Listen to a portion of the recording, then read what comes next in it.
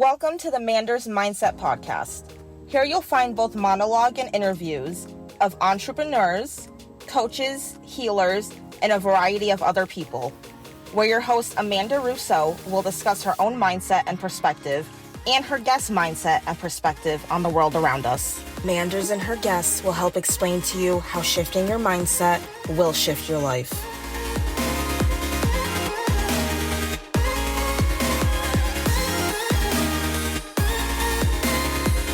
Hey everyone, welcome to another episode of Amanda's Mindset. As always, I'm your host, Amanda Russo, aka the Breathing Goddess, and I am here today with Kimberly Kesting. Little background, if you heard episode 18 with Rob or episode 22 with Dave, they both referenced Kim Kesting. She also co-hosts the Get Enlifted podcast with Dave Robinson, and if you haven't checked out that episode, you definitely should. And I'm here with Kim today. Hi, everybody. Hello, friends. Thank you so much for being here, Kim. I really appreciate it. Yeah, of course. I love podcasting, and I especially love being a guest on podcasts. So I'm always happy to do it. Thank you. So can you tell everybody a little bit about who you are? Yeah. What you do? Yes, of course. So as Amanda said, I am the host of a podcast called Get Enlifted, and I work with a team called Enlifted Coaches. And it's a small group of us. It's me and the two co-founders, Adam Chin and Mark England. And we are a mindset coaching company. We teach and lead coaches in health and fitness, wellness, life coaching, in a very unique methodology around mindset coaching, reframing your thoughts, your beliefs, your stories, called the Enlifted Method. And I've been practicing as a health coach and, in some ways I say life coach for women for about 7 years. So I started in nutrition coaching and quickly figured out that there was a lot more going on than just the food they were eating or the exercise they were doing that was necessary to help them create the change they wanted in their lives. And so somewhere along the lines, after, banging my head against the wall for a couple of years, trying to explain to women how to think differently or act differently or behave differently, I realized, wow, this is actually not the path. I need more tools, and I need to understand how to really help them change their beliefs and their stories. And that's when I met Mark, who first I was fascinated by him because I was like, what is this guy's deal? Like, he's very different than everyone else. He's very solid. He's very clear. He's very direct. He's very confident. And I'm noticing like the stuff he's talking about and teaching like really makes a lot of sense. And it's, words. Okay. How we use our words. And then I started studying with him and I learned the Enlifted Method. And within like a handful of, workshops before I even signed up for the certification, I was like, wow, this is it. This makes a lot of sense to me. And so I started studying it and using it and applying it with my clients. I was seeing better results than I had ever seen with them before. And I was going through my own radical personal transformation with it. I was noticing how much clearer I was with myself, how much more confident I was, how much lighter I felt emotionally. And it all came down to telling myself a better story and using different words. And so, fast forward down the line, at some point in time, I developed, a strong working relationship with Mark, and he wanted to hire me on to do some marketing work. And then it snowballed from there into now I'm a leader in this company, and I help and support the coaches that we work with. We certified over 400 coaches in the Enlifted Method. We've got a much wider network and community than even beyond that of their clients or other students of ours or partners and affiliates and the listeners of Get Enlifted. And so we're in this path of creating an entirely new standard and how people are coaching, teaching, and practicing improving their mindset. And it's been really, really fun and really enjoyable. And I get to do stuff like this for work. So I love it. That's amazing. How did you first meet Mark England or discover Enlifted? So I was working with my first mentor in business coaching, which was Mike Bledsoe. And Mike and Mark had just recently partnered up to work on what was Enlifted. Mike was a key spark in starting the Enlifted brand. Mark had been working previously under a brand called Vocabulary, similar content, just not directly towards coaches or within the health, wellness, fitness industry. And Mike was the bridge from that. So as I was learning and being mentored by Mike, I met Mark through that process. And I spent some time, I lived in San Diego for a summer, and that's where all Mike and Mark and a few of our other friends were based. And so I started spending time around him, and that's how I really noticed like how different he was than most people. I was like, I don't understand exactly what's different about this dude, but like he's different and I like it. And also in a way of like, I still don't get him. To be honest, I as much as I totally get Mark now, there's still those pieces of him that I still don't get it. But that's cool. Like that's what makes him special and unique, and what makes him so magnetic, and what makes him such a great leader and teacher is there is that it factor about him, something that's totally different than how other people experience the uniqueness of it. He's very balanced. Like he's very has a very strong masculine leadership, but has a strong like emotional intelligence based on the work that he does. And so there's like a softness to it, and there's a very he has a very different way of moving through the world. And I was like, yeah, I want to learn from how this guy thinks and what he's doing. And then as it related to me professionally, it was like I said, I was banging my head against the wall trying to figure out like, how can I help these women change their mind? How can I help these women like hold different beliefs? How can I help them like get over the pain and the hurt and the struggle that's putting them in this place that makes them think that they need to change their body, right? And really focus more on how can we get their head and their heart in alignment with what they want in their life, and how can they enjoy it more, and how can they bring more happiness and life into their sphere. And so I'm seeing that modeled by Mark in his own life. I'm learning from him, and I'm noticing that that's happening in my life. And then it was like, I need these skills in how to teach and coach it so that other people can have this same result and experience. And so, yeah, it's been, I first met Mark in 2018, I think. And it has developed significantly from there.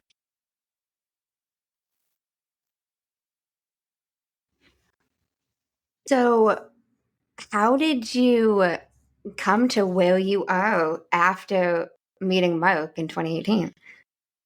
So a series of, the honest answer is divine intervention, the divine planning, divine something bigger than me, because I couldn't have planned this, and I couldn't have even known to ask for it. What I did know to ask for, and what I was planning, was that I knew I wanted to be a leader in the health and wellness space. I knew I wanted to change how people were looking at how they were practicing health and wellness. I knew that I wanted to help people move to a more holistic state and way of being. I knew that I wanted to work in a team with people. I knew I wanted to have a massive impact with it. I knew I wanted to be on like a big stage teaching and leading this way. And when I say that I knew it, it was more so that there was that part of me that is, the higher self, the part of me that's plugged into my mission, my soul's mission here on this planet. Because that on its surface is not something that like I would have said that I wanted as far as like my personality goes. Like I am more private, I'm more introverted, I'm more like I want to spend time by myself. Like that's my people are usually surprised to hear that. They're like, what? Like that just doesn't strike me as something that like how your personality is. Like you're such a leader, and you're so confident to speak, and you're so nice and approachable, and people love talking with you and being around you. And I'm like, yeah, I get that. I know that. But when it comes down to how I recharge, or how I want to spend my time, or what I prefer doing, I don't necessarily prefer to put myself in a spotlight. But what I could hear, and what I knew, and when I like tapped into like the vision for my life, and what I was going to, the impact I was going to have, and the type of like role I was going to play in helping people get healthier and happier and make this world overall a more enjoyable place to be.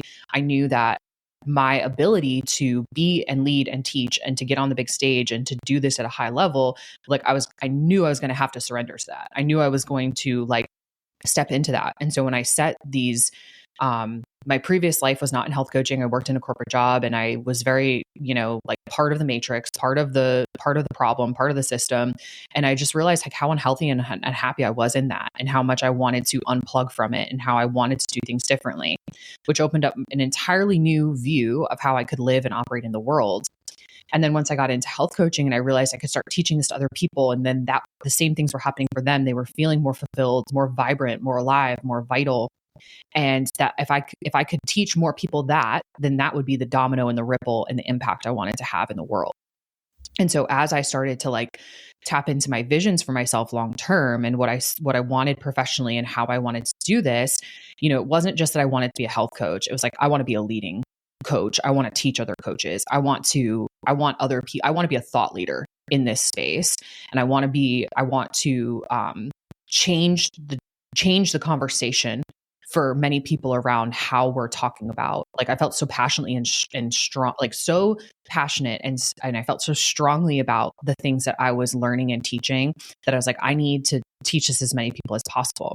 And so when that was my own private vision.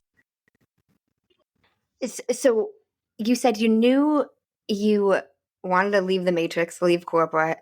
How did you transition from corporate to health coaching or nutrition coaching? So in that process, so before everything I just said was I went through my own health, wellness, fitness journey, which was I had come out of college, I moved to New York City, and I was following the rules, right? I got a good job. I was living with a few friends. I'm enjoying life in Manhattan. I've got an apartment like that, like I like hanging out in, and there's cool restaurants and bars all around me, and there's a bunch of young people, and we're all kind of like in this party lifestyle. And I was so disconnected and I was so dissatisfied. And so I was numbing myself with food and alcohol and drugs and having these experiences that were very much like taking me further and further and further away from myself, even though I was trying to find more and more and more of myself, or trying to find more happiness and more joy. I was just so dissatisfied. And so when one day it was like I found myself, like it sounds like one day, but it's really like the culmination of years of doing that. I found myself very overweight, which was completely uncomfortable for me. It was like causing more of a problem, right? I had no real joy in my life. I had nothing that really was like something that filled me up. Everything felt like I was doing it for someone else. I was doing it because I was supposed to. I was doing it because that's what was cool or acceptable. And I had had enough. I was like, I don't want to live like this anymore. And the only thing I knew how to change was my physical body. Like I was like, okay, I have to lose this weight. I need to get healthier. And if I can shed the layers of weight, which I knew I could because I was an athlete my entire life growing up, all the way through college. I competed in the sport of rowing and was good at it. Like, I'm strong and competitive and like that. I knew I had that in me. My mom was a nutritionist. So I had learned my entire life, like what foods were good or bad. And not even to say good or bad, but like what was going to, fuel me and what was going to be an appropriate serving size. And I understood calorie balance. And I understood that if I could get myself back into the gym, which I knew how to do, and I could eat well, which I knew how to do, that the result would be I would lose the weight.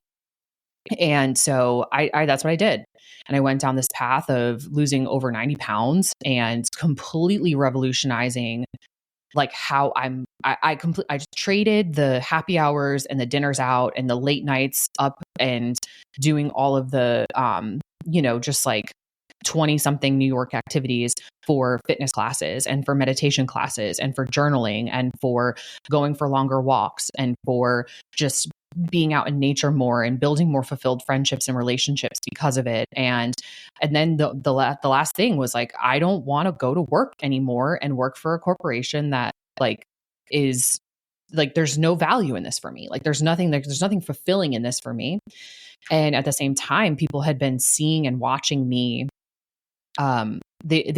My friends, my colleagues, people on the internet are watching, from like not people on the internet, but like my friends from high school and like previous life, like chapters of life, right? Like on my Facebook and Instagram are watching me radically transform. And they're seeing the physical transformation.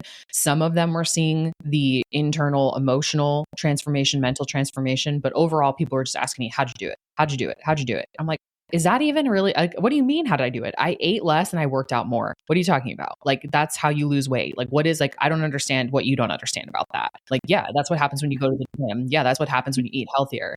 And eventually, because I got asked it so many times and because that was always my response, like in some way or another, I was like, oh, wow, people really don't know this. Like, people really don't know this. This is a massive gap in education. Like, I only know this because of my experiences and the, what I learned from my mom and what I learned in crew, like in rowing. Like, I wouldn't have known this otherwise if I didn't have those two experiences. So by the time that I got to the place where it's like consistently women were asking me, they're like, I've been trying to lose these same 10 pounds for 3 years and like, I've never been able to do it, or I can lose it and I can't keep it off. Like, what am I doing wrong?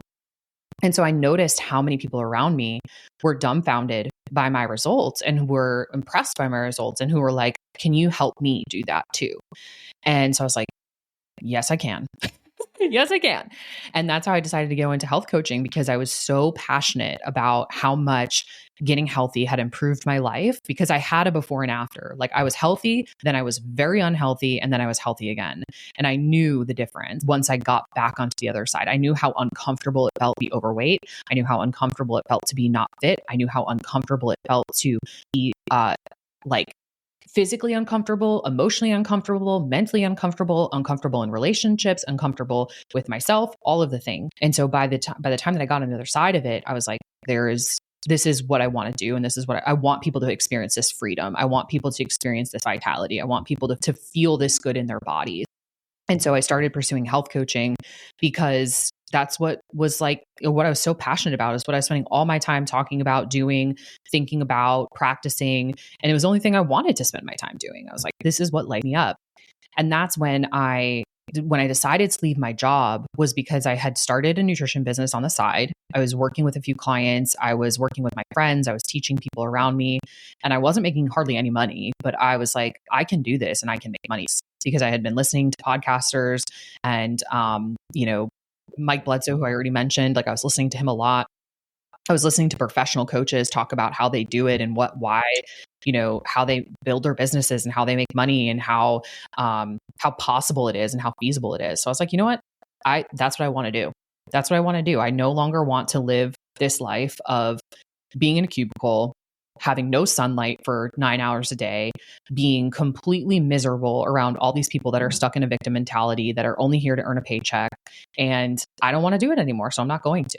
And I just made the choice and made the decision that I was going to figure out how to become a full-time coach. I was going to figure out how to make enough money to support my life in New York. I was going to make enough money to leave my job. And I did. It was not easy. It was difficult. It was challenging. There were many road bumps along the way. There was a lot of growth and a lot of like struggle in it.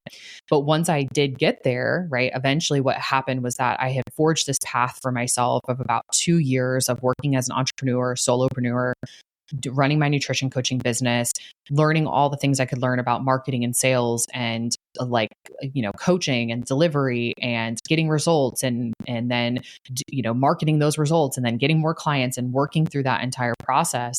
And when in that time frame, like, I learned an entirely new skill, which was how to really be a good coach.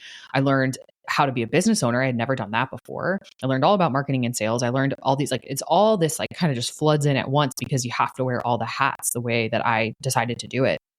And when I met Mark through Mike had been such a huge teacher to me and leader for me and helping me build all that out. By the time that I had met Mark, I was like, so many layers had come off my story around just what I had experienced from total transition and change and shift in identity of, oh, I'm Kimberly and I work at this job and I do these things and like I like health and fitness as a passion, to no, hi, I'm Kimberly, I'm a health coach and I'm like incredibly passionate about this and I teach and I do this and I'm a business owner and I'm an entrepreneur. Like, all that complete shift of identity had happened by the time I met Mark, but it wasn't solid in me yet.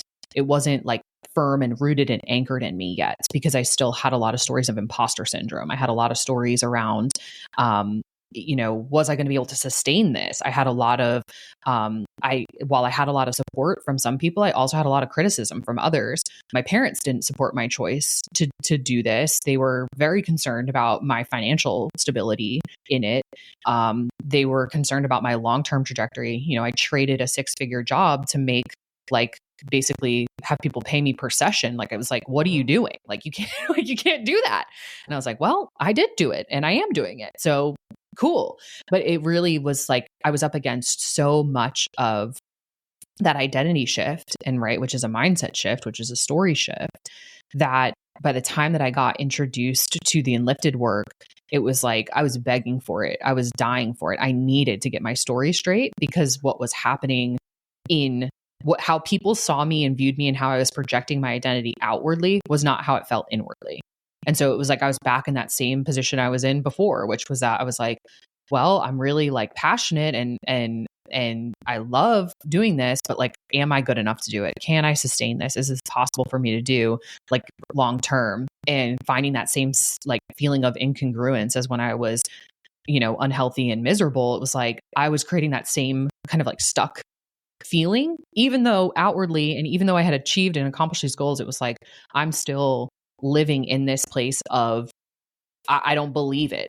I don't believe it. I don't fully own it. I haven't like 100% pulled it in and embraced it. And so I'm here just kind of like, is this even real? Did this even happen? Like, yeah, I know I'm doing this every day, but like, do people really believe that I can help them? And just so much of that imposter syndrome coming up. And so to loop the story back in, so when I met Mark, and then how I ended up building within Enlifted, a lot of it was because I had lived the path of where our clients are. I did it the hard way. I did it the hard way. I had the flip the table and quit moment. I had the grunt work, thug it out, just like do as much as you can to be able to survive. Then I had to learn and invest in coaching. I had to figure out how to be more successful at it. I had the pitfalls of the imposter syndrome the entire time. And then by the time that I got to the place where I was like, actually, like, I just need to get my story straight. And if I can get my story straight and I can help my clients get their story straight, everything else flows so much easier. So that's where the Enlifted method came in. And it was another like before and after moment, right? Like I talk about, I think we all can relate to that in our lives. Like there's before and after moments. For me, like one of those big before and after moments was my weight loss. There was me before that, and there was me after that. 2 totally different versions and iterations of me. There was me before I quit my job and me after I quit my job. 2 totally different experiences of myself. The Enlifted method was another thing. It was like me before Enlifted and me after Enlifted. And it was like, whoa, this is significant. And so once I started, and then I've had more of those moments through Enlifted since I started the podcast, since I started leading and teaching other coaches, since I started being invited to be on podcasts of my mentors and people who I like look up to and think to myself, oh my God, like Paul Chek wants to talk to me, like, whoa, stuff like that, where it's like these experiences where just the constant growth and evolution. And to come back to where I was, I know this is like a long rant, but to come back to where I was about that version of myself, right? And that version of Kimberly that I had mapped out about being a leader, about being on a big stage, about influencing and impacting a lot of people and leading coaches and helping this thing really exponentially get out to the world rather than just me with my clients. I was like, no, I want to teach me. And then I want to teach all these other teachers and I want them to go teach more people. And so I could get that big ripple. And so when I had the opportunities in front of me to say yes to working with Mark and Adam, to do marketing and social media, to say yes when they asked me like, hey, actually, do you want to come on full time? Yeah, I do. Say yes when I got to a place of like, let's start a podcast. Like all of those things, like I was able to say yes to them because of that earlier version of me that got really clear on the vision of where I was going to go and got really clear about, yeah, that's the path that I want. And there's a larger part of me that knows that that's the path I'm going on, regardless of, I can go on it kicking and screaming, or I can go on it with like elegance and grace. And that like sometimes it's still kicking and screaming. It's okay. But then I remind myself and I'm like, no, this is the path. This is the journey. This is my soul's mission. This is what I'm here to do and how I'm here to lead and teach. And if I can show up for other people in that way, then we all get what we want. And I get what I get the legacy and the impact that I want to have. And so it's been a long journey. It's been a lot. I mean, and this is all, in the last like 10 years. I'm 33, almost 34. And it's a lot, considering that from 22 to 28, like I was working on myself, but I wasn't working, like my professional career took a total switch. It's like, I'm so proud of what I've created and what I've done. And it has gotten me to this place of like, where I'm like, if this is what I've done so far, imagine what I'm going to do in 5 years. Imagine what I'm going to do in 10 years. Imagine what like the full legacy story will be when it's complete. And it's fun to think about, and it's scary to think about. And, it's like, I don't think a lot of people think about that.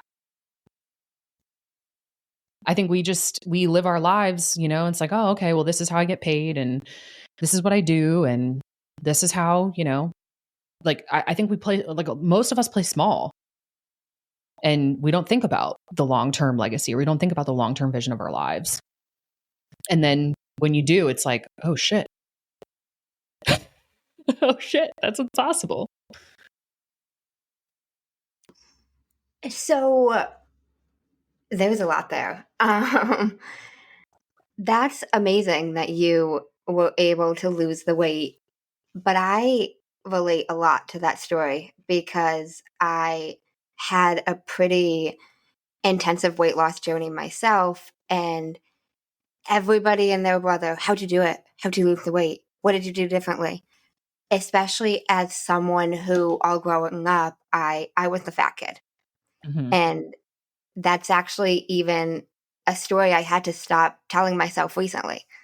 And it was just this past year that I actually realized that even though I wasn't saying the story out loud, it was still affecting me and how I was showing up. And, yep. I know you get that with the stories. And you also touched upon surrendering. Is there anything that helped you be able to surrender? Yeah. Well, first I want to say, like in regards to the fat kid story, I have to remind myself of that very often. Like that story is something that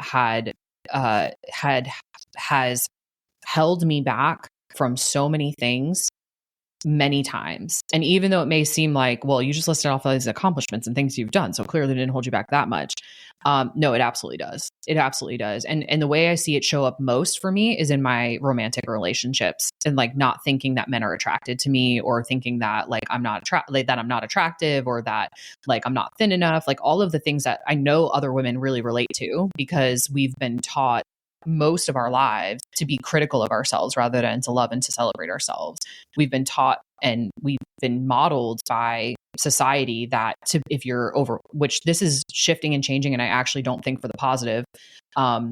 We've been modeled our youth and our childhood that thin was attractive, thin was pretty, thin is what men want, right? Like that was reinforced through celebrities and models and everything through the media. And like now that story is shifting, where there is a lot of like body acceptance, and almost like the reverse, which is that like and this is why I don't think it's for the positive, like celebrating people who are unhealthy, celebrating this idea of like, and this is not to shame them. This is not to, like I've been there. I was that woman at a point in time, but I know I was unhealthy, and I know that it's not good for my body. And I know that that's not my optimal state of being.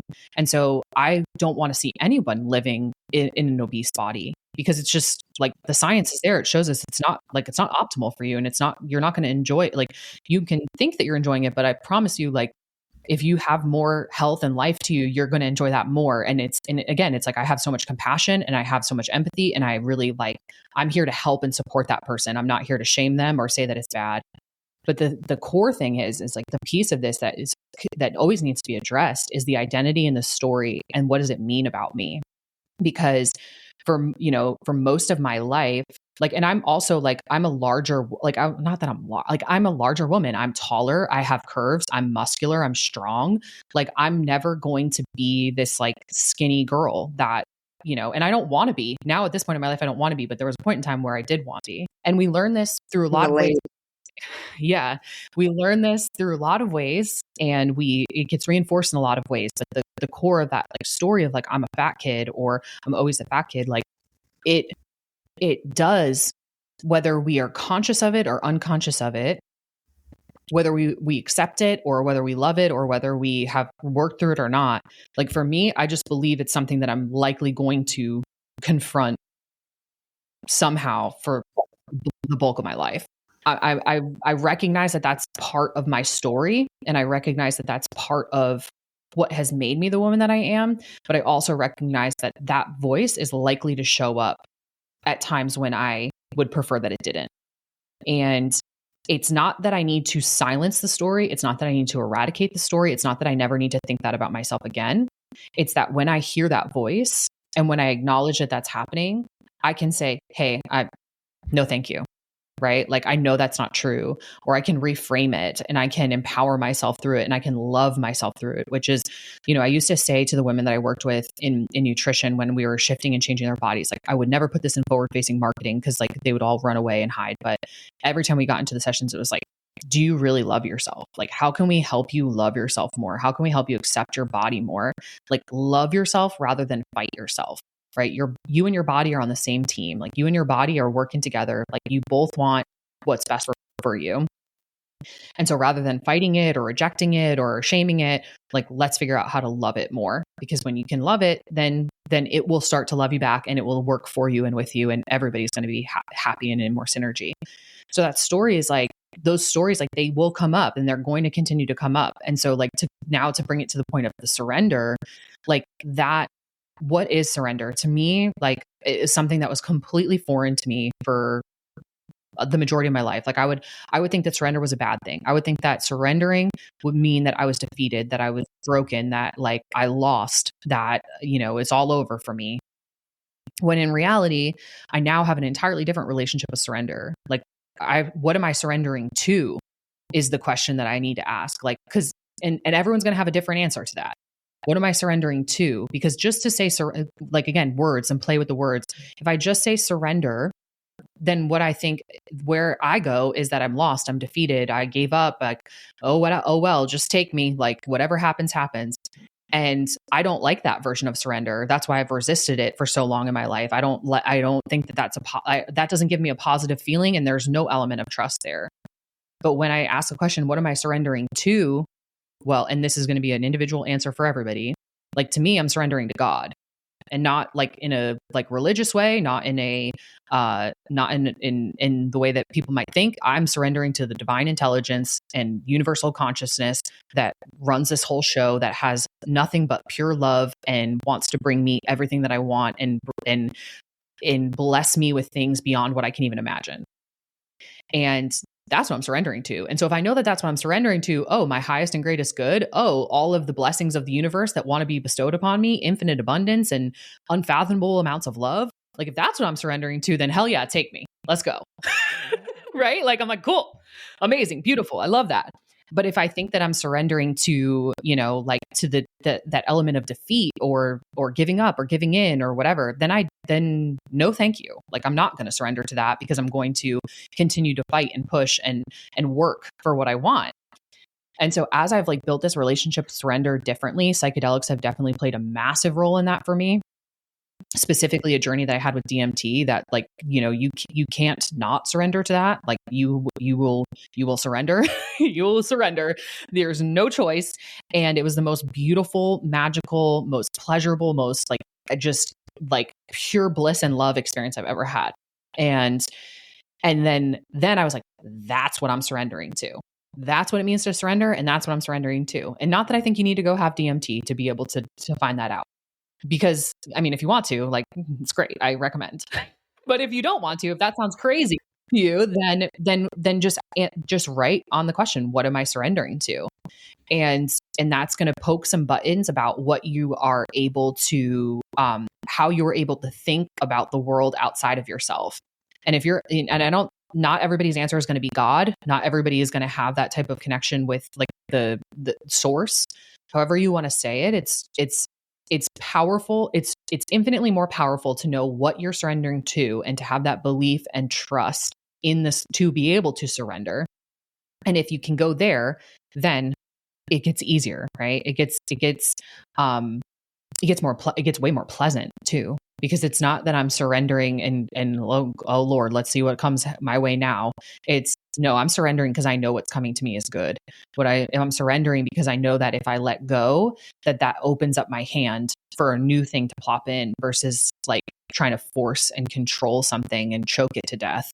And so a lot of that, like, I think that when we like just that simple reframe of like, am I giving up or am I giving in? Or am I giving, and even that might not be the exact right way to say it, but like, am I giving up? Am I being defeated? Am I just like throwing my hands in the air? I surrender. Or am I like opening my arms wide and saying, I surrender, give me all of the goodness. I'm here to catch it. Total different feeling and emotion for me. Okay. I relate to everything you just said. I love how you mentioned, though, about basically becoming consciously aware of the story that you're telling yourself. Because I didn't even realize I was telling myself the story of the fat kid until I made that comment to a woman I didn't even really know. I was at a get together with friends, and there was some woman and there were snacks and whatnot. And I was like, oh, the inner fat kid in me would so eat that. And she's like, mine too. Let's go have one. And I'm like, what did I just say? What did I just say? And I'm like, we're not doing that. You don't need the cookie and neither do I. And she just looked at me and I was like, we don't need the cookie. And I went and I grabbed 2 waters and I was like, here's a bottle of water. Yeah. Yeah. Yeah. I relate a lot.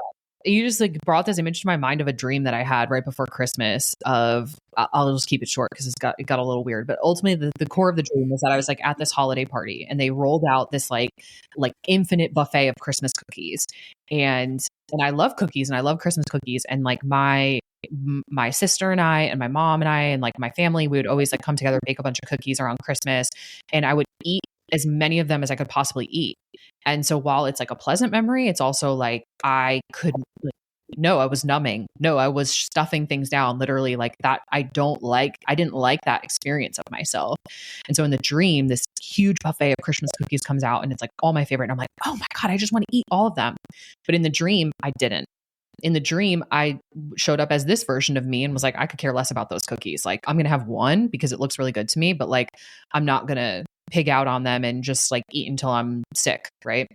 And so in that dream, the next day, like I woke up and I realized I was like, wow, girl, you have that's a very interesting like reflection of myself because it's taken a long time for me to really develop my intuitive eating muscle and like really understand what food fuels me, what makes me feel good, and then have the ability to control the story to say no to it if it's not going to feel good. And so much of that, like, the reflection of a person that we don't know is almost always like the most potent reflection because there's no like you have no mask, right? You have no mask. It's like, this is who I am. And I said that. And then, oh shit. But then also realizing like where it's like, where, observing the story is different than believing the story. And most of the time, like the way it works for everybody, whatever your story is or whatever the thing is, right? It's like you've always believed the story. And then at some point, what happens is you've observed the story. And then you get the opportunity to say, do I want to believe this story or not? And when that's the beauty of the work that we do with Enlifted, is we help people really get clear that every single thing is a story. Every single thing, not just the negative stuff, not just the positive stuff, every single thing is a story. And you can change that story at any time. And you can shift that story at any time. And you can, it may not, some are easier than others, right? Some are very difficult. And I know for me, like and it's like, I don't even necessarily want to claim this, but feel that it's true is like the inner fat kid thing, or I'm always going to be the fat girl. I know that's a story I'm going to have to work with most of my life because of how much it has been ingrained in me and what I've experienced from it. And it is far less often now than it's ever been, right? But it still does come up. It still does run through my conscious and unconscious mind. And then like, it's like, I think that we get the opportunity to show up differently, like how I did in the dream, which is like, no, that's not the identity I'm holding right now. And I'm strong enough and solid enough in the identity that I am now, that old version of me, like, hey, hi, love you, hear you, but not today.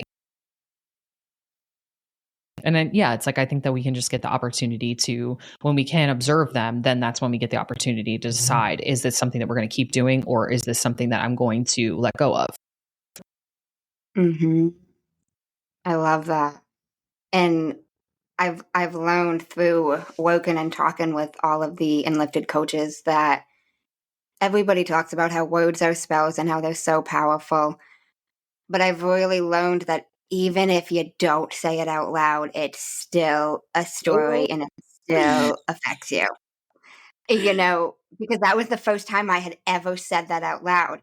And I was like, well, Amanda, what the fuck did you just say? This is the first time you met this woman. Like, I don't even remember her name. And here I am telling her that story. Yeah. Yeah. The silent stories, right? Like you said, like, it doesn't matter if you speak it out loud or if you just think it. I would make the argument that the ones you never speak out loud are the ones that haunt you more. And the ones that are more painful, more difficult. Okay, here's a great example. So I was working with a client earlier this week, and brand new client, my first session with her.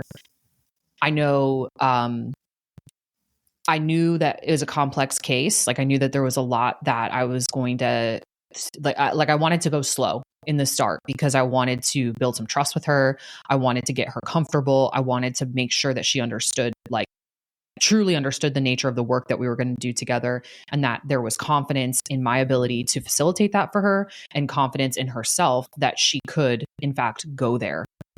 And the first 50 minutes of the session, give or take, we're playing some language games. We're talking through how the language influences her. I'm getting her warmed up and explaining how the sessions go. And then we got to this point. She said something that I was like, that's the thing. And because and I have a lot of experience doing this, and I have a lot of reps watching other coaches coach with the Enlifted Method. So I have a really unique, like, sharp knife with it that just based on the amount of reps and exposure I've had to it. So I knew immediately, I was like, that's the thing. And I was like, I'm going to see if I can push her edge a little bit to get her to acknowledge, to flush this out a bit without going too far into the place of discomfort and emotions, because I could tell that what was underneath what she said and the story that was at the root of that belief was likely something that was a significant, I could call it a trauma, but I don't know that I wouldn't say that. I would say a significant story in her life that was running the show that she was completely unaware of. Like, she had no clue that experience that she had as a younger version of herself has created and caused this much discomfort and disease in her life up until this point. So I ask her, I go through the series of questions. I highlight the statement that she said. I ask her a handful of questions about it. And I ask her, I get to the place, I'm like, does this remind you of a time when you were young where you experienced this exact same thing? And she kind of like looks up for a second, and then instantly she has it. Like, instantly she's like, oh my God. And I could feel how difficult it was for her to talk to me about that thing. And I was like, all right, listen, like, we're not going to work on this today because we're running out of time. And I can tell this is going to go deep. So, like, all we want to do is get a title to the story, and I want you to put it down on paper, and next session we're going to come back to it. She says, and just from my interactions with her, like, I'm asking her, she's like, well, what if I can't even write it out? What if I can't talk about it? What if all of the pain that I could tell was like, she's, experiencing. And I always tell the clients, like, you're driving the bus. If you don't want to talk about it, we don't have to talk about it. Like, but I'm going to tell you right now that if you do talk about this thing, you're going to get a lot of relief. And on the other side of it you are going to be very happy that you did. And so I asked her, and this is like standard in the Enlifted Method, I'm like, have you ever written this story down before?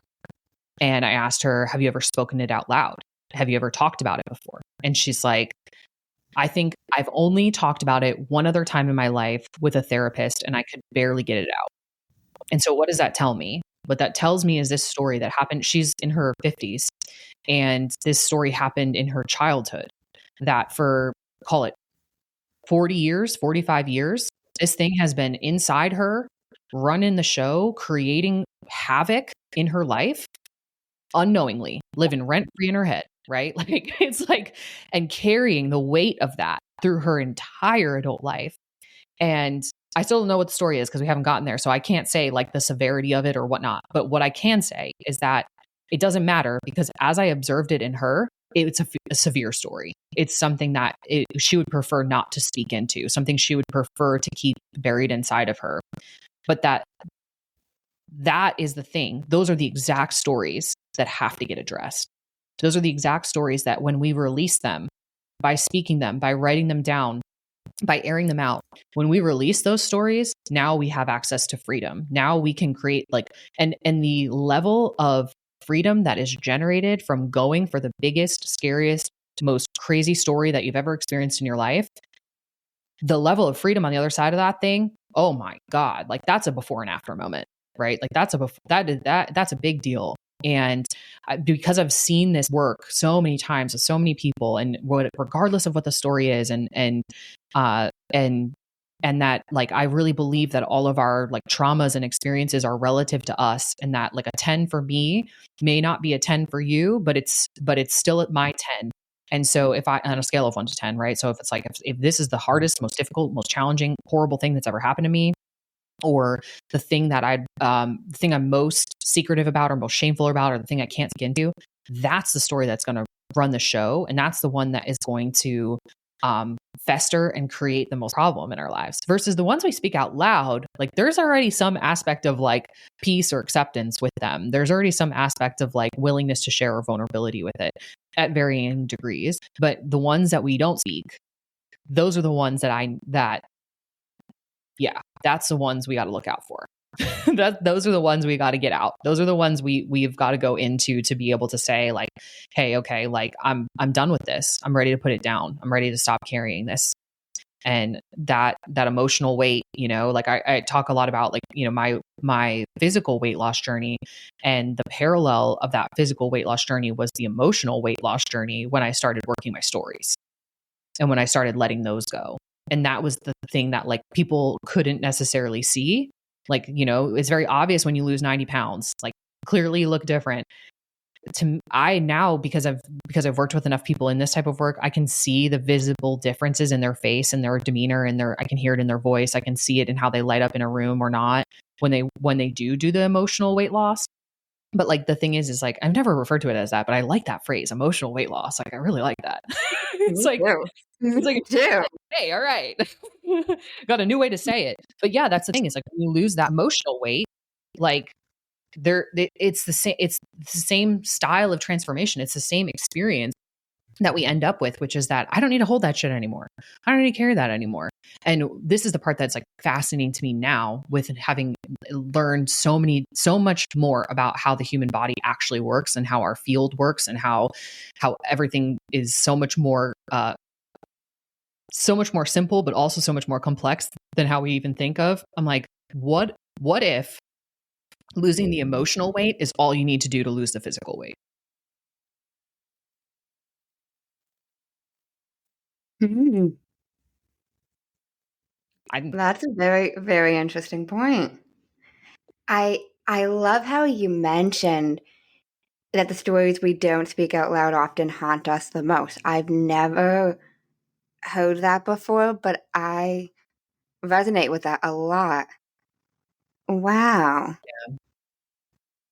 Yeah, it's like, think about, I can think about this for myself.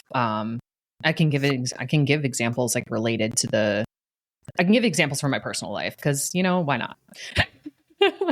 Which is that, like, I've had really, some interesting, like, challenging emotional experiences, whether like through a relationship or within my family or even with friends. And like, I can think of like the one story that I know is haunting me, like really, really haunting me.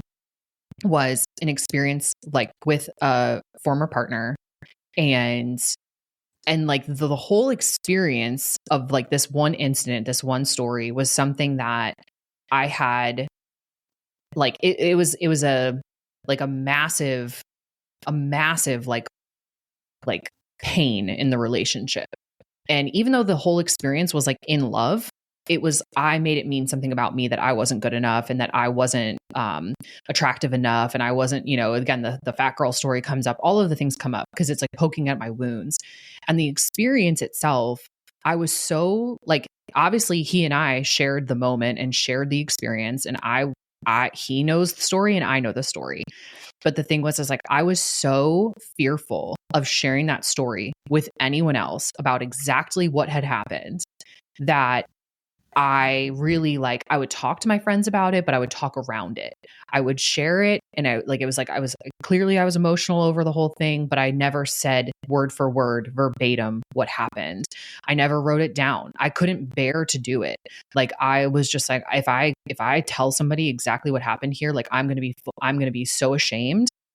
And not even because of anything that I did. It was just literally the interaction that we had, which now I could easily speak into, because I eventually did the work on this. But it took me, I would say, from the time that it happened, I learned the Enlifted Method right around that time. And I was like, no chance I'm writing that story down. No chance I'm going there. Like, wouldn't do it. And then like 2-3 years later, it was like, I think it was actually in an Enlifted workshop that Mark and I were hosting. And I just had the opportunity. He's like, write down the scariest, darkest thing. And that story, every time we talk about it, that story would be the one. I would hear it. I would know it. I'm like, I got to talk about that thing that happened that one time. And I would never do it. I couldn't do it. Didn't want to do it. I was so just like, so hurt by it and so like wounded by it that I wouldn't go there. And then eventually one day I said, I have to do this. I have to do it. I have to write it down exactly as it happened. I have to. And I was like, whether I'm going to 4-step myself through this process, or I'm going to call a friend and I'm going to just say, hey, just listen to me while I do this. Like, I'm going to speak this out, because I no longer want to hold it anymore. And I no longer want to hold the meaning about it anymore. Because it's not, again, the story and the scenario. Like, if I described it to anyone else, I'd be like, oh, like, wow, that's like, it's like, there's a lot of beauty in it and there's a lot of love in it, but it's also like, wow, I can understand why that was hurtful for you. And I can understand why that was painful and why why that changed everything in your relationship there going forward. And the thing was that I just couldn't get to that point, because I couldn't even get it out. Because it was festering in me so much. And eventually when I wrote it down, and eventually when I got it out, and eventually when I realized, oh my God, okay.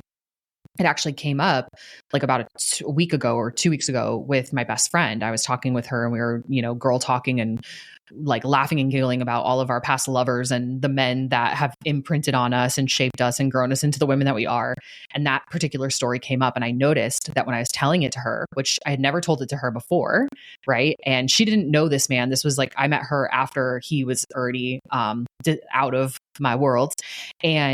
And I told her the story, and I realized how, when I told her the story, how easy it was for me to say what had happened. And the thing was, it's like, oh wow, the emotional charge on that is gone. And I hadn't thought about it since I did the process on it and worked the story. But you bet I had thought about it every other time from the time that I did that. And it's just like, those are the things that's like those painful, stuck ones that we don't want to speak, that we're afraid of, that we're ashamed of, that we make mean something about us, that like, even if it's not accurate, even if it's not true, like it festers in us. It shapes how we move and we interact. That story had shaped how I interacted with him for the remainder of the duration of our relationship, even till this day, probably. It shaped and interacted how every other dude I dated, because it was like, I couldn't get past that. I couldn't get past that experience. And then once I did get past it, it was like, thank God I got past that. Because then after that, I noticed I didn't carry that same type of like fear or that same feeling of like that I would be rejected or any of that. Like, it was like this sense of like, okay, I'm free of that now.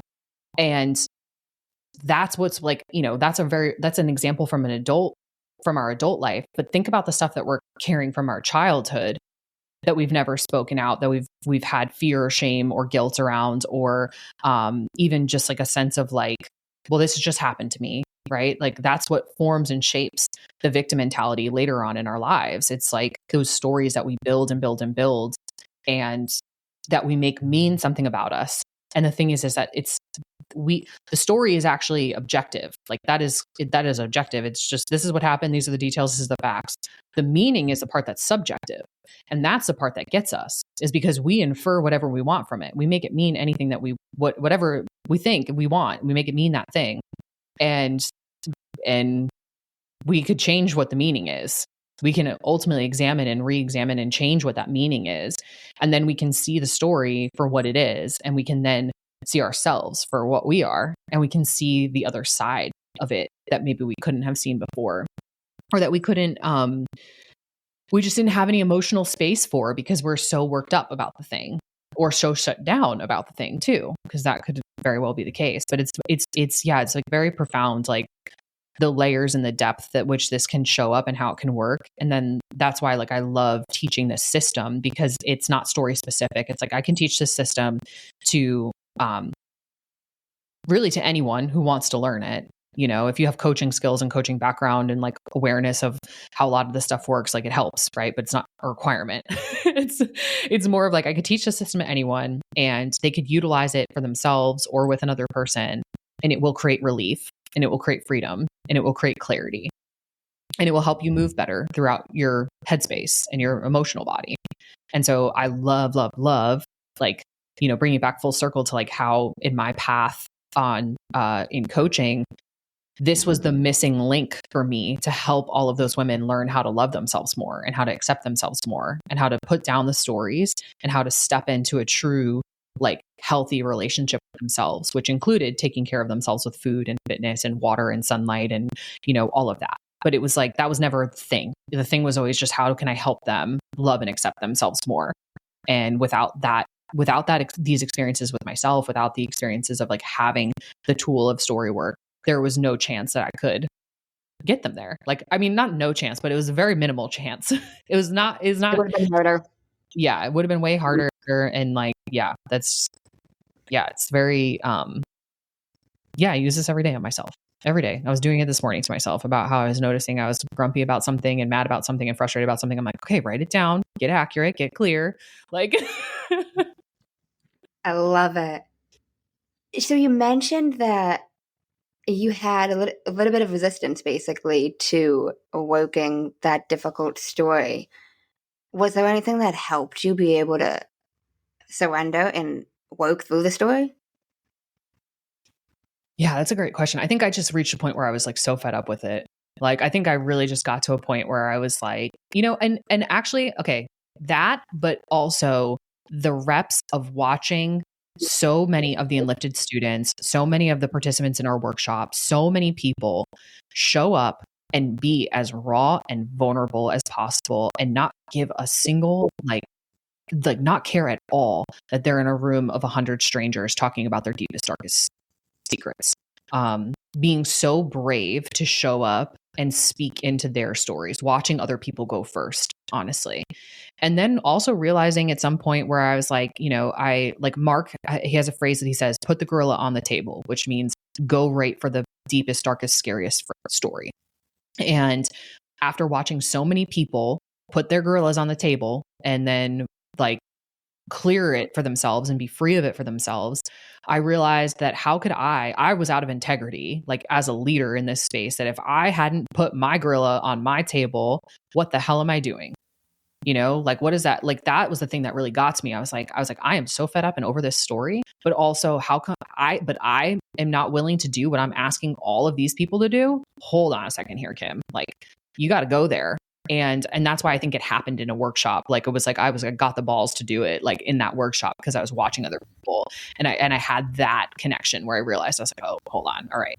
If I'm going to really lead and teach this, like, I'm going to have to do this for myself. And the thing was like, it wasn't like I needed to like call up Mark and be like, Mark, can you 4-step me on this story? Or like, it wasn't like I needed to call Dave or Chase or any of the other people that it was like, I knew what I needed to do for myself. And whether I wanted to be witnessed in it or not didn't matter, because it was like, okay, you're going to go there. And it was truly like, we talk about this as the process of like, you know, it's difficult to speak the story out loud. It's difficult to write the story down. It's difficult to go through the process of releasing it, the 4-step process that we teach. And it's unclear at what point, what step in the process is going to be the most difficult. And for me, the most difficult in that process was actually writing it down. and actually saying exactly what happened, because I just like couldn't come to bear it. Like I had even in the time when it basically, okay, so like this is really interesting. So when we say that words are spells, and that usually there's one sentence in the story that holds the whole thing together. And when I said I was talking around the story with my girlfriends, or I was talking around the story in therapy, or whatever, there was one sentence that my partner said to me that I could not repeat to anyone else. I was like, I cannot say that. I cannot say that. I cannot tell them exactly what he said.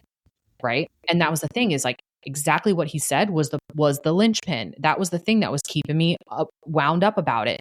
And then as soon as I wrote the story down and I'm like, this happened, this happened, this happened. And then he said this. And it was like, as soon as I got that one sentence out, I felt it leave me. I was like, oh, okay. All right. That was it. That was the thing. But I couldn't bear to say it, even though that's the thing that was repeating over and over and over and over and over again in my head. You know, freeze frame in my mind. I was like, I couldn't bear to say what he said to me. And it was like, oh, okay. Well, once I said it, it was like, now I'm like, oh, well, that wasn't okay. All right. That's what he said, but that has nothing to do with me.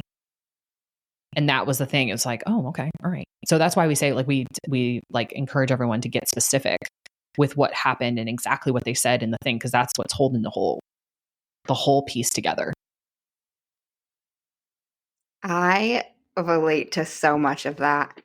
I had an experience with a partner at one point where towards the end of the relationship, he had said something to me that I never had the courage to say out loud. And it was actually at my ayahuasca ceremony that I surrendered and opened up and shared that story, to realize that it wasn't me. That doesn't define who I am just because it was said to me.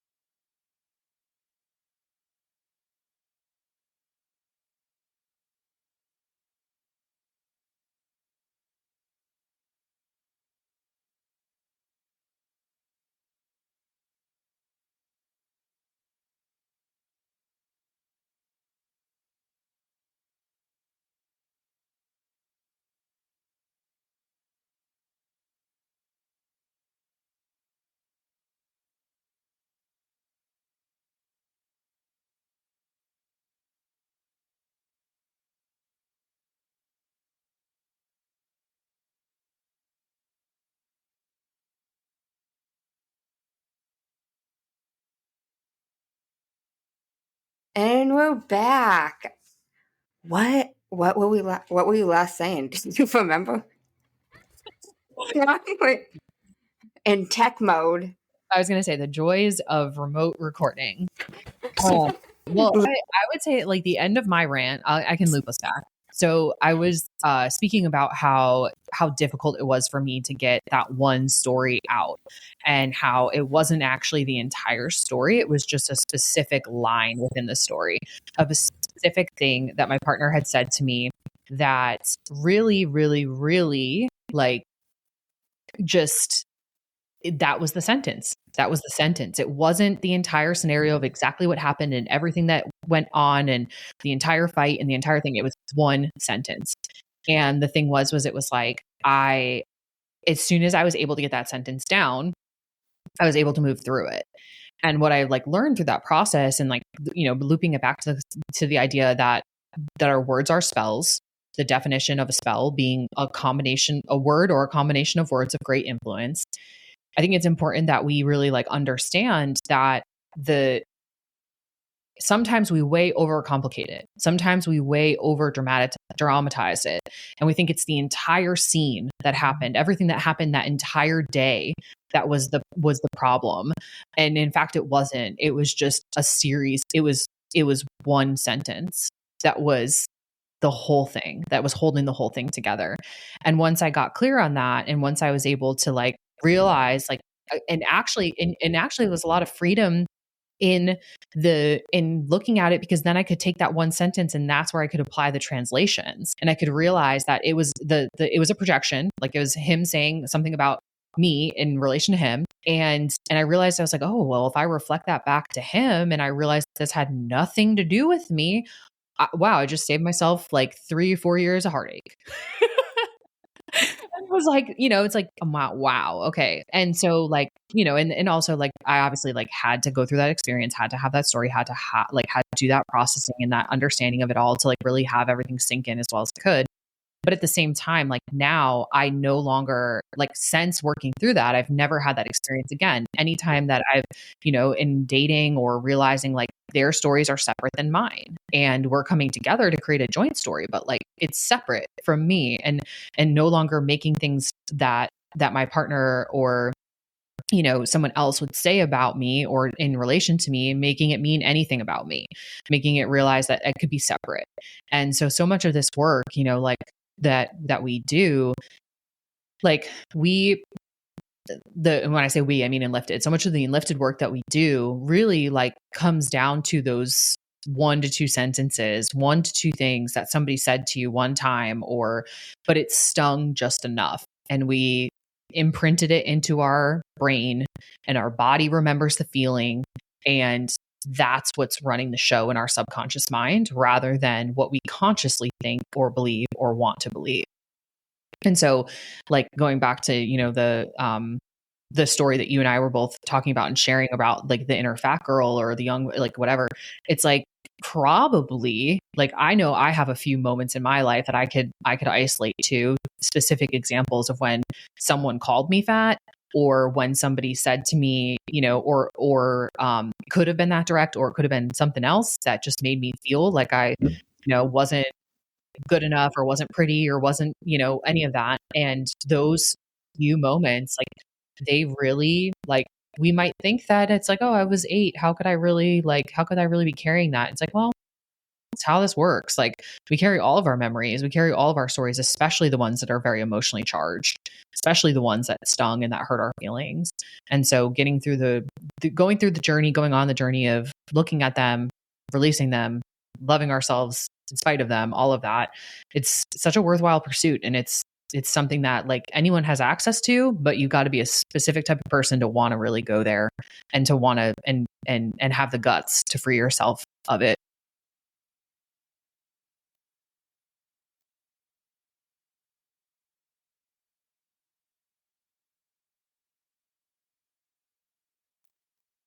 I really like how you mentioned that you're creating a story together, but they have their separate story and you have your separate story. I think it's so important to realize that with all relationships in your life, whether that's romantic, whether it's your parents, whether it's your friends, and even if they're in the story with you, their story is different than yours. Yes. Which is wild because we don't always think that. But it's yes. Like even now, this conversation you and I are having, like I'm having one conversation, you're having another conversation, and then there's the conversation we're having. Yes. I mean, it's just because we can't, we're in our own experience of ourselves and we're sharing an experience of ourselves. And what you're getting from it is different than what I'm getting from it. We're both getting something from it, right? Like, and we're both enjoying it, but it's from 2 totally different lenses and 2 totally different perspectives and 2 totally different people. And then so imagine when it's a exchange that maybe one person is not enjoying, or 2 people are not enjoying, or there is tension, or there's frustration, like, right? So it's like there's so many layers to it. And that's why like I think it's always important to try to find accuracy within the story. But sometimes accuracy is not the thing that we're actually seeking or looking for. Sometimes it really is the emotionalized version of it that's like, oh, okay, well, fine. That's what actually happened. But here's how I took it. And here's how I made it mean. And this is the conclusions I jumped to from it. And that's the stuff. Like that's the stuff we got to get into and clear on. Yeah. That is so true. I love it all. I love it all. I really do. So I Previously, last year, when I was ending my podcast, I ended it with a question that my best friend had come up with, but I decided I kind of wanted to pivot things. Okay. So, shouldn't have even said kind of, me and my soft talk, here I am. No, but see, that's But I decided, real time. true, real time. At least there's awareness. I realized it. I decided I wanted to pivot. Have you heard of Jay Shetty? I have, yes. Do you know who he is? I do. I'm a big fan. I listen to a lot of his podcasts. Have you heard his podcast On Purpose? Yes. Not often, but Okay. I have listened to it. Okay. So he ends his podcast and these questions really resonated with me. And some of them I also said, these are perfect for Kim. So he ends it with these two different segments. And the first one he calls The Many Sides to Us. So it's 5 questions and they have to be answered in one word. Okay. Okay. Are you ready? Yeah. Yes. Number 1. What is one word someone who was meeting you for the first time would describe you as? Bubbly. Okay. I can agree with that. I would agree with that. What is one word that someone who knows you extremely well would use to describe you? Wise. Okay. What is one word you'd use to describe yourself?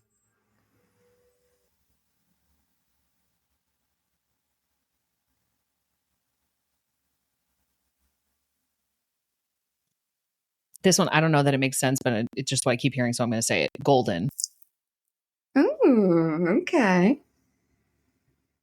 What is one word that if someone who didn't like you or agree with you, how they would describe you? Not necessarily like a random internet troll, but somebody who maybe didn't share the mindset you do. Intimidating.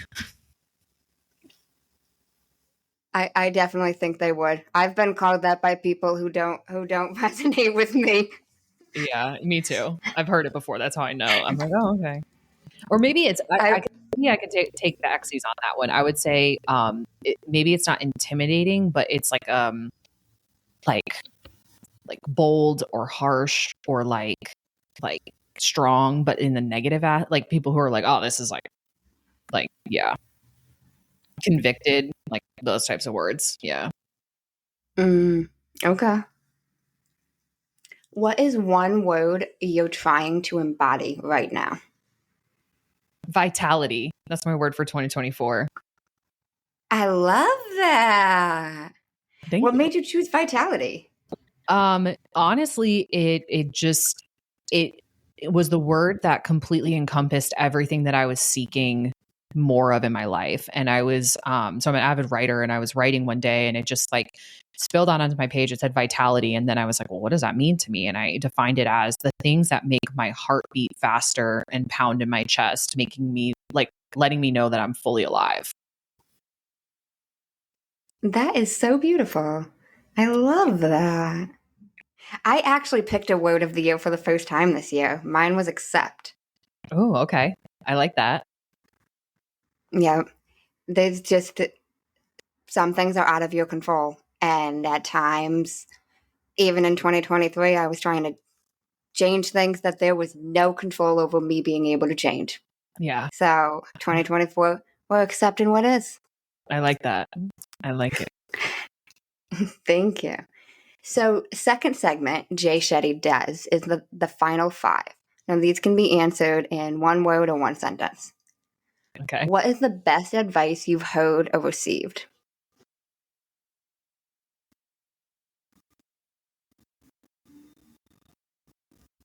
Oh gosh.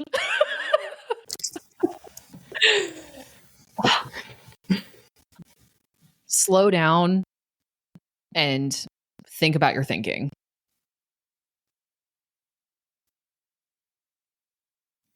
Okay.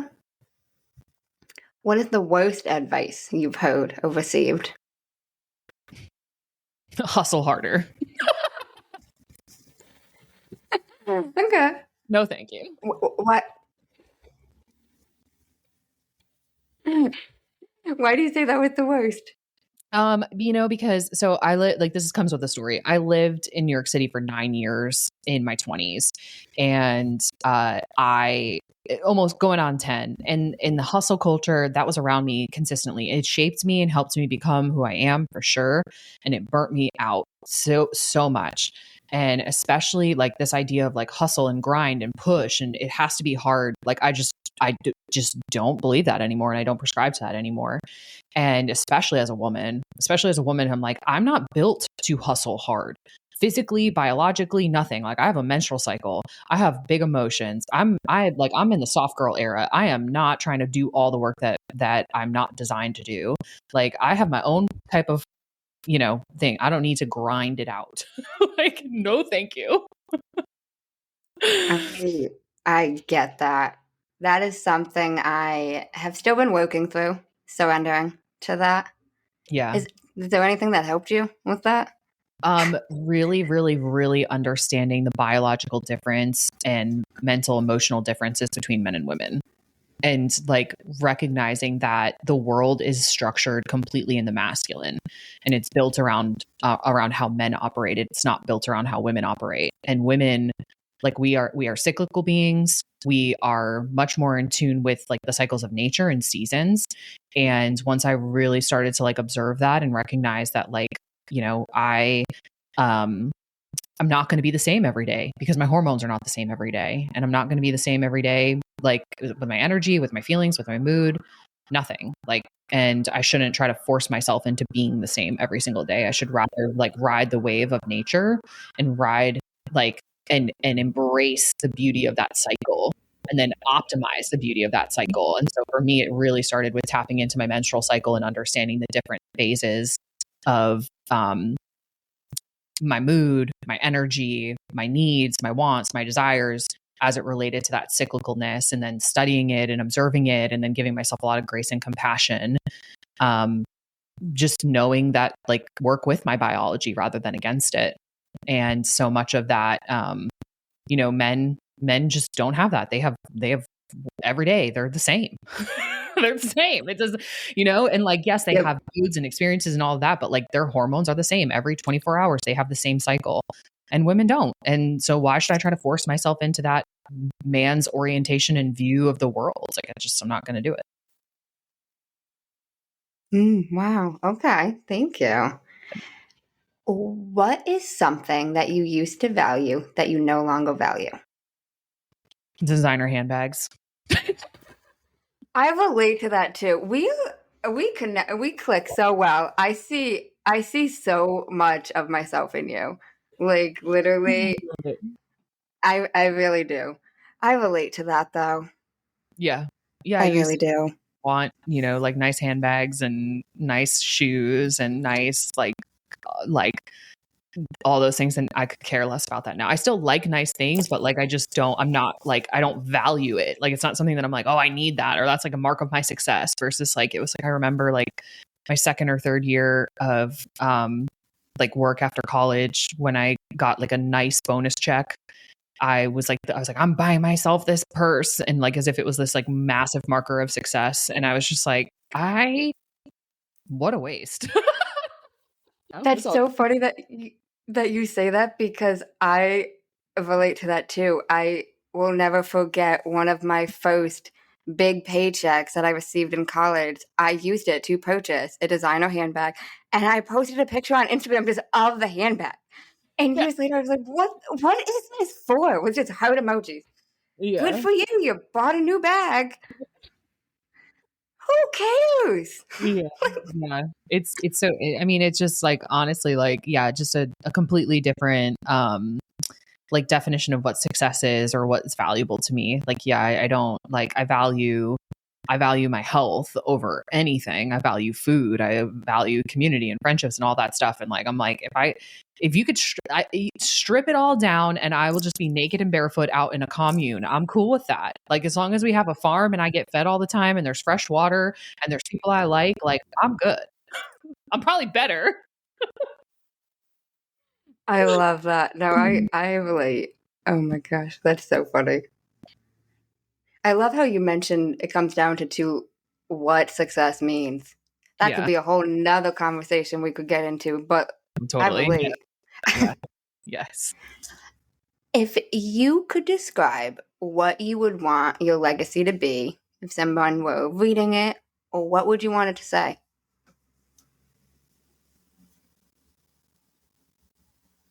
I wrote this statement down in a vision casting like experience of a goal of mine, which was that like I revolutionized the health industry.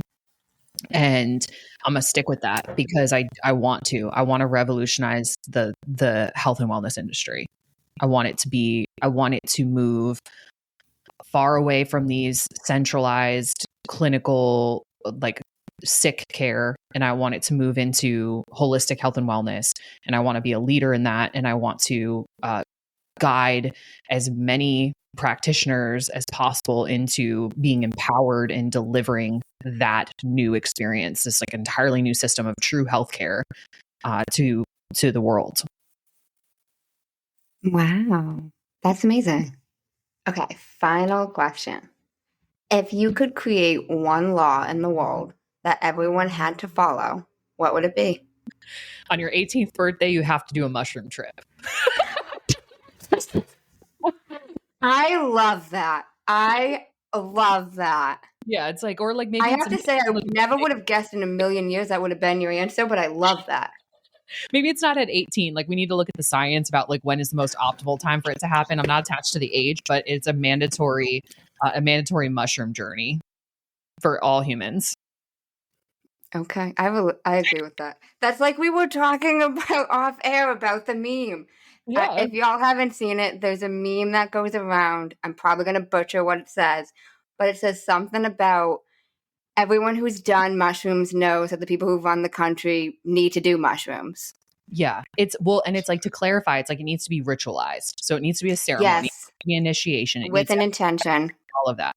But it's funny, Yes.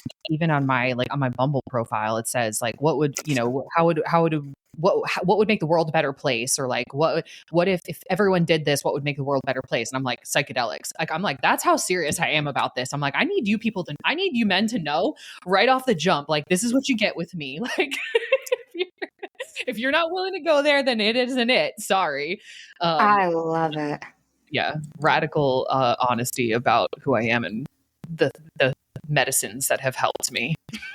I'm all about the transparency, though. I'm all about that. What made you ever try psychedelics for the first time? Like, how'd you get into that? So it's a great story. So I was with like about 6 or 7 of us. And it was Memorial Day weekend. We left New York City and drove up to Lake Ontario. And these were people, like some of them, like these are my closest friends, my roommates, like a tight group of people. And my one friend, he kept saying, he's like, oh, we're having acid brunch. We're having acid brunch. I'm like, what the fuck does that even mean? What are you talking about? What's acid brunch? Like, what are you talking about? And my naive self, who had never even like heard of psychedelics, knew what they were, had nothing. I was like, I don't know what he's talking about. And everyone else seems to know what he's talking about, but I don't get it. And the next day we wake up, we get there and he's like, all right, it's time for acid brunch. I'm like, what are you talking about? And he's like, we're having acid today with brunch. I was like, what is acid? And he describes to me, he's like, oh, it's LSD. It's this and the other. I'm like, I am not taking that. Like, I was like, you guys have fun. Like, I am not taking that. And ultimately, through a series of what I would call peer pressure for my highest good, and then also surrender to me being like, you know what? Yeah, okay, screw it. Like, this seems like it might be fun. I took a tab of acid and my whole life changed.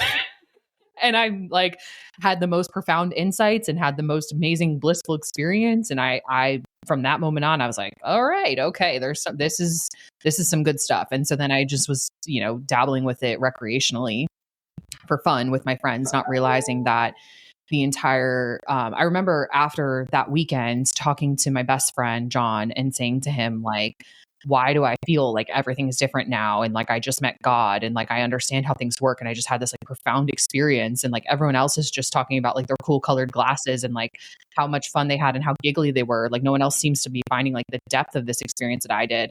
And he was like, oh no, we all have, like, we've done this before. Like we know like what you just had this experience for the first time. And like, you know, like we've all got some reps under our belt. So like we understand, like they're not talking about it, but they're feeling it too. And I was like, oh, okay, interesting. And then I started getting really curious and then I started listening to podcasts on psychedelics. I started, this was like, that was 2016 or 2017, that first experience. And then the thing was that like, I still believed them to be drugs. Like I had, you know, like even like cannabis, like I would think of that as a drug. And my whole like 20s of party girl phase, like I was like, oh no, those drugs are too much. Like I'm not doing that. Like I'll smoke weed and like that's fine, but like I'm not doing all this other stuff. And then it just completely changed. I started getting curious and reading. And I was like not long after that, Michael Pollan's book, How to Change Your Mind, came out. And then I was like paying attention because Michael Pollan was my favorite author on food books. So I was like, if he's talking about this and I'm having these experiences, like there's something to this. And I just kept playing and playing and playing. And then eventually I realized, oh, this isn't something to play with. This is something to be intentional with. And this is a really strong personal development tool. And then, you know, it just kept finding me more and more and more. And I imagine it's going to be a pivotal piece of my life for the rest of my life. Oh, wow. I relate to so much of that yet again, Kim. I had a similar journey with my psychedelic experience. I did ayahuasca, but prior to doing ayahuasca, I had a lot of resistance and ego involved in it. My ex, when we were together at the time, he wanted me to do it with him. And I gave him a lot of attitude because as a paralegal, you think I'm going to go and do drugs in the woods with you? I would not do. And I said it with this tone of voice. Yeah. And then I let go of the resistance and surrendered and did more research on what it was, how it could help, but also putting in the intention of going into it ceremonially is very different than going into it with, again, what story are you telling yourself? Is it a drug you're doing in the woods, or are you going into a healing experience? Yeah. What are you saying? Absolutely. Yeah. I'm going to introduce you to Ryan Sprague. Okay. You're going to love him. And that's all I'm going to say. Okay. He's awesome. And he has been one of the most pivotal people in my journey with plant medicines because I met Ryan at a time. He is a cannabis coach. And I met him at a time where he was just a regular health coach working on, he had been working in the cannabis industry, working in dispensaries, growing cannabis, like totally like obsessed with the plant.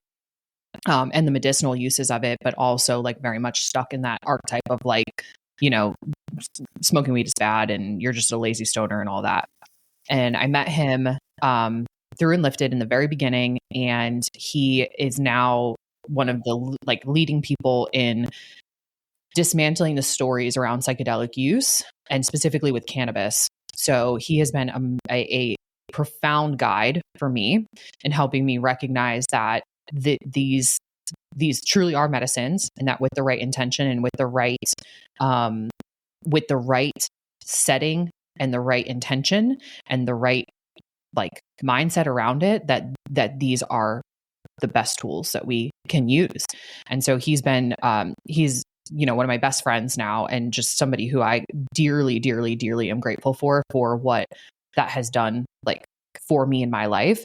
And he you know, he's got podcasts and he's out leading and teaching and doing all this stuff, and just very much like, I think that you will really enjoy hearing his take on how this all works and how we can just enjoy plant medicines more and utilize them more and change the stigma around them in the collective story, so that people really understand that this is in fact like ritual, and this has been ingrained in our societies for as long as we as humans have been in existence. And this has always played a part in our journey and in our evolution. I love that. I relate to that cannabis story as well because so I'm now a medical marijuana patient, but in high school, I wouldn't even talk to the kids that smoked weed. Yeah. I would be looking at them like judgmentally. You smell like weed in school. I'm like looking at you funny. I wouldn't talk to them. I had one friend who smoked weed that I would talk to. One friend because I again approached it from an egotistic standpoint. Yeah. It's all stories. And it's like important to understand it's not our own stories. It's the stories we've been told. Right. And so like you could Or even say, what we hear. right. And it's like the education around it. It's the propaganda around it. It's the shaming around it. It's the stigma around it. It's all of that really like really, really, really, um, is on purpose, right? Like I'll keep my conspiracies out of it, but it's on purpose. It's by design. They're intentionally cutting us off from these things because why? Because those things bring us closer to ourselves, bring us closer to God, and we realize the bullshit. Because Yeah. once you peel back the curtain and you realize this is all love, this is all magic, this is all divine, I don't need anybody else outside of myself to make me happy or fulfilled or like, this is an inside job. And psychedelics highlight that for us and showcase that to us. But the external world is not operating by that same, not all of the external world is operating under that same premise. Right. And then you find these little pockets of magic where everybody else is, and you're like, oh, all right, I'm going to live over here, forget all this like government systems and forget all this world politics and forget all that bullshit. Like that's just off my frequency. I'm not there. I'm over here in the woods with the mushroom fairies. I love that. The mushroom fairies. Yeah. So I love that, Kim. I love all of that. Oh my gosh. I could talk to you all day. I could talk to you all day. I really yeah. could.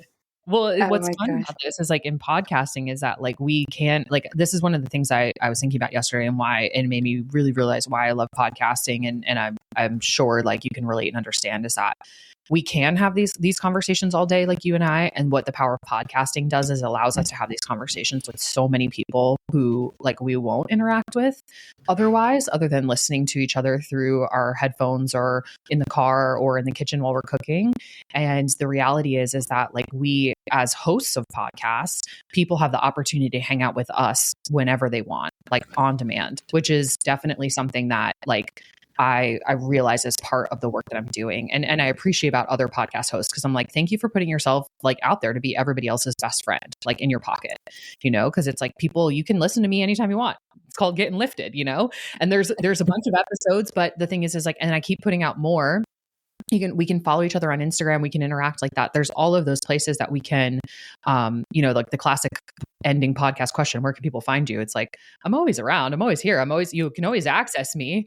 And I think that some people like, this is something that like, I actually want to like have an in-depth conversation with about on my own podcast is like, and I don't know who I'm going to talk to about it yet, but it's like this idea that we truly can use social media to create the sphere of influence that we want. And we truly can like have these internet best friends and people that we look up to and people that we resonate with and like build our own virtual communities with, because that like, I would rather have like all of these people on my sphere online that are influencing me that I've never met in real life, but that I feel like I have real conversations with, whether it's through podcasts or just listening to their podcasts or sharing some DMs or liking each other's posts.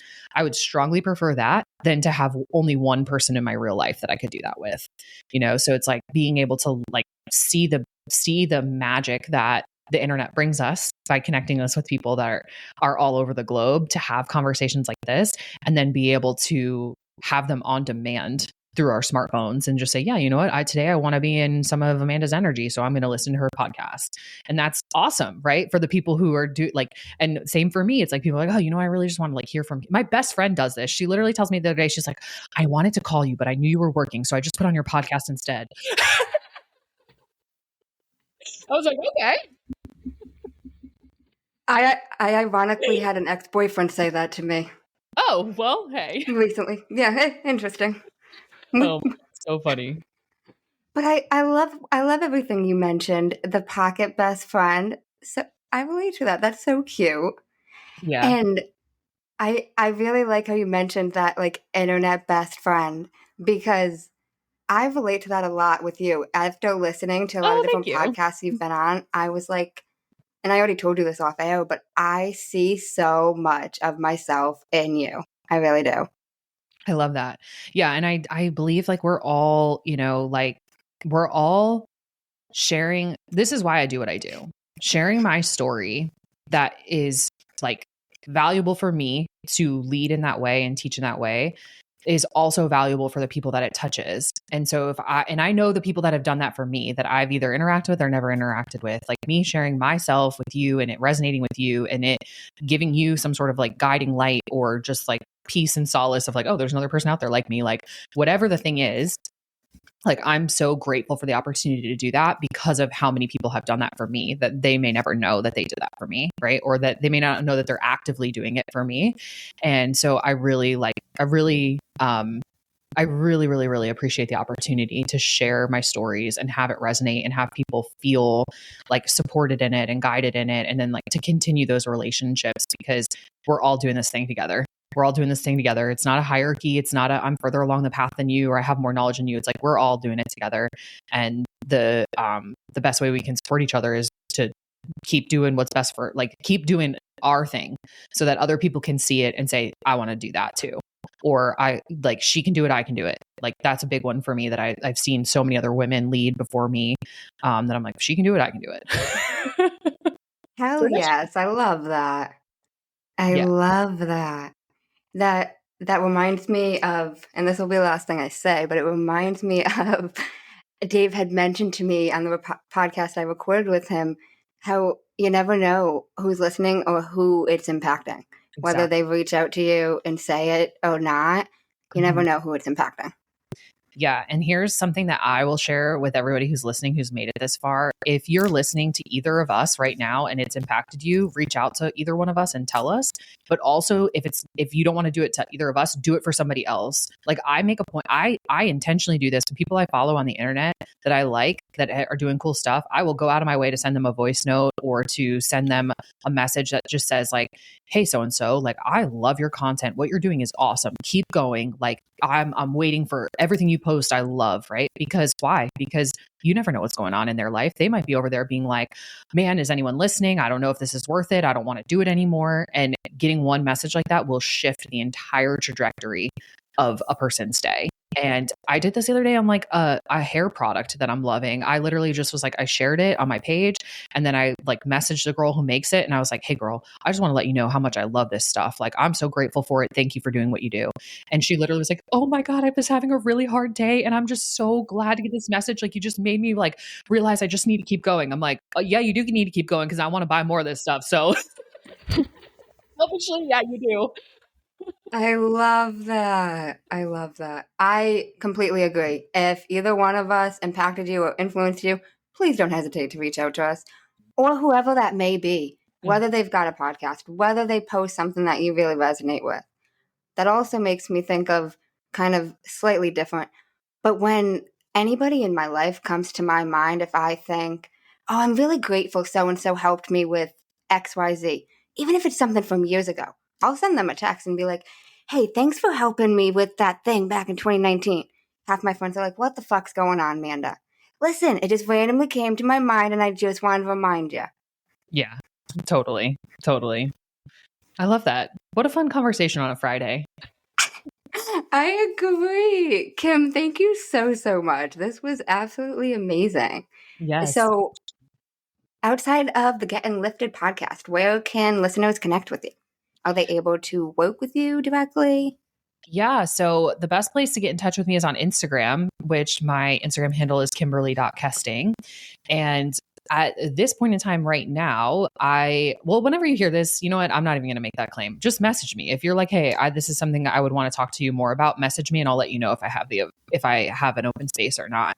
My primary focus professionally is growing and developing the Enlifted brand and working with coaches through Enlifted. So if you're a coach and you're hearing this and you're like, I want to learn more about what this method is and I want to see more about what this community can offer to me, you can message me there. You can also follow us at Enlifted Coaches.